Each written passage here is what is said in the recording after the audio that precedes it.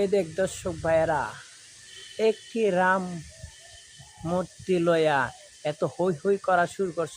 এই দেশ খাদের ছিল, এই দেশ সংসদে ভুবনে শুনেন ভাই কি বলে, এই দেশ খাদের ছিল আর তোমাদের এখন হয়ে গেছে যা মন চা তাই করতেছ একটা রাম মূর্তি লয়ে। ভাই দেখেন সংসদে কি বলে। ভাই দেশ ছেড়ে চলে যাও, হিন্দুরা চলে যাও মিছিল করতেছে।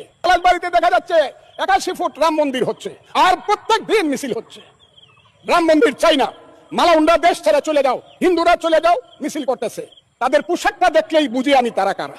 সেই পোশাকি লোকজনের সংখ্যা এখন বেড়ে গেছে, মন বড় বাড়ছে যে তারা পৃথিবীর কোনো সভ্যতা সংস্কৃতি কোনো কিছু শুনতে চায় না, কোনো কথা শুনতে চায় না, ধর্মকে নিয়ে শুধু ব্যবসা করতে চায়। তারা হলো ধর্ম ব্যবসায়ী।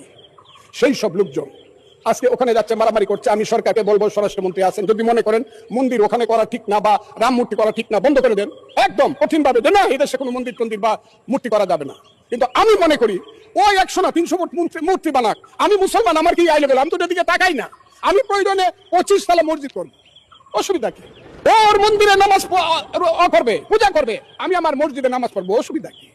একসাথে কি আমরা থাকবো না? ওরা কি 9% মানুষ, 1.5 কোটি মানুষ, ওরা কি থাকবে না দেশের? এদের দেশ। 14 পুরুষ আগে তো এদেরই দেশ ছিল। এটা 1204 খ্রিস্টাব্দের আগে এইখানে হিন্দু এবং বৌদ্ধদের দেশ ছিল। আমরা তো এইখানে কিভাবে আসছি? আমরা আসছি হযরত খাজা মাইনুদ্দিন চিশতি রহমাতুল্লাহ আলাইহি, খাজা নিজামুদ্দিন বখতিয়ার খাকি, হযরত শাহজালাল, শাহপরান, গেসুদারাজ, ওই চট্টগ্রামের বাইজিদ বুস্তামি, ওই বাগেরহাটের খান জাহান আলী থেকে ধরে ওলিয়া উলিয়া গাউস কুতুব দরবেশরাই তো এই দেশে বলছে আইছে, শোনো হে মানুষ ভাই, সবার উপরে মানুষ সত্য, তার উপরে নাই, তার নাম হইল সুফিবাদ। সেই সুফিবাদকে তো তারা মানে না, তারা তো মাজার ভাঙিয়ে ফেলতে চায়, তারা তো আগুন দিয়ে পুড়ে দিতে চায়। মৌলানা মৌলভী সাহেবদেরকে আমি শ্রদ্ধা করি, কিন্তু পীর সাহেবদের দোষটা কি? যে কুষ্টিয়াতে কুপায় মারলেন কেন? ফরিদপুরে আগুন জ্বালায় মারলেন কেন? শাহজালালের মাজার ভাঙার জন্য আমার এক ভাই 4 কোটি টাকা ঘোষণা করে কেন?